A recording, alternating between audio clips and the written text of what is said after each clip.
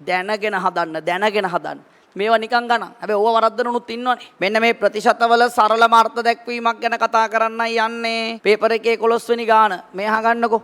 දැන් මේ ඇවිල්ලා අර ප්‍රතිශත කියන එක තේරෙන්නේ නැති කෙනෙකුට සරලව තේරුම් කරලා දෙන්න හදන්න දරන පොඩි උත්සාහයක්. රුපියල් 60000ක් වෙච්ච ආනයනික මිල 60000ක් වෙච්ච දුරකථනයකට තීරුබදු ගෙව්වට පස්සේ ඒක 75000ක් වෙලා. අය කළ තීරුබදු ප්‍රතිශතය. ඉතින් හරි සරලයිනේ. ඒක කලින් තිබ්බේ රුපියල් 60000ට. බදු ගෙව්වට පස්සේ ඒක 75000ක් වෙලා. එහෙනම් ඉස්සලම තීරුබදු මුදල හොයා ගන්නකො. මේවා පොඩි ගණන් ඈ. තීරුබදු මුදල කීයක් දෙන්නේ? ඔන්න ඔය 60000 කියන එක 75000ක් වෙන්නේ මොනවා කරන්න ගිහිල්ලාද? බදු ගෙවන්න ගිහිල්ලානේ. එහෙනම් තීරුබදු මුදල රුපියල් 15000යි. හරි. එහෙනම් ඔන්න දැන් බලන්න ඕක නෙවෙයි මම කියලා දෙන්න හදන්නේ. තීරුබදු ප්‍රතිශතය හොයා ගන්න විදිය බලන්න.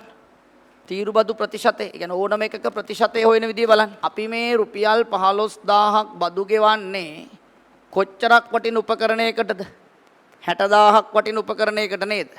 එතකොට සරලවම කිව්වොත් මේ තියෙන්නේ 60000කට අදාළ බදු මුදල නේද?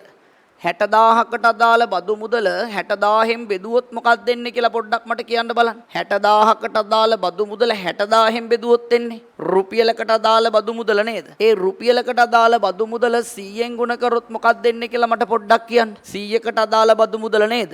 අන්න පුතේ ප්‍රතිශතය කියලා කියන්නේ 100කට කොච්චරද කියන එක. ඔන්න ඔය දැනගෙන හදන්නකෝ. මේ තියෙන්නේ 60000කට අදාළ බදු මුදල 60000න් බෙදපුවාම රුපියල වටින භාණ්ඩයකට අදාළ බදු මුදල 100න් ගුණ කළොත් 100කට අදාළ බදු මුදල ඒක තමයි තීරුබදු ප්‍රතිශතය. තේරුණාද මං කියන එක? දැන් හදනවා වාලේ හදන්නේ නැහැ. ඒ කියන්නේ කට්ටිය කියන ඉඳ හදනවා එහෙම නැහැ. කටපාඩම් කරන එහෙම නැහැ. හරි ලස්සනට පිළිවෙලට උඩ බින්දු දෙක යට බින්දු දෙක උඩ බින්දුවයි යට බින්දුවයි උඩ බින්දුවයි යට බින්දුවයි බලපුවාම උත්තරේ කීයක් ඇවිල්ලාද? 125යි.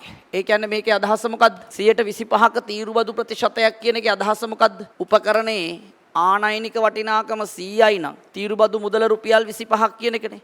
රුපියල් 100ක් වටිනා හැම කෙනෙකුටම 25ක් බදු ගෙවිය යුතුයි කියලායි ඔය කියන්නේ.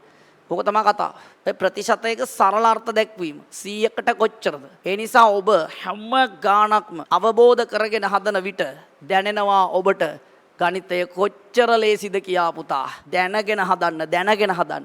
මේවා නිකන් ගණන්. හැබැයි ඕවා වරද්දනුත් ඉන්නවනේ. අනික සමහර ළමයි මේ වගේ එකක් හදන්න මාර මහන්සියක් ගන්නවා කටපාඩම් කරගෙන. ඊට වඩා හොඳයි ප්‍රතිශතයක් කියන්නේ 100කට කොච්චරද? මේ ටික සුළු කරගත්තොත් එන්නේ රුපියලකට කොච්චරද?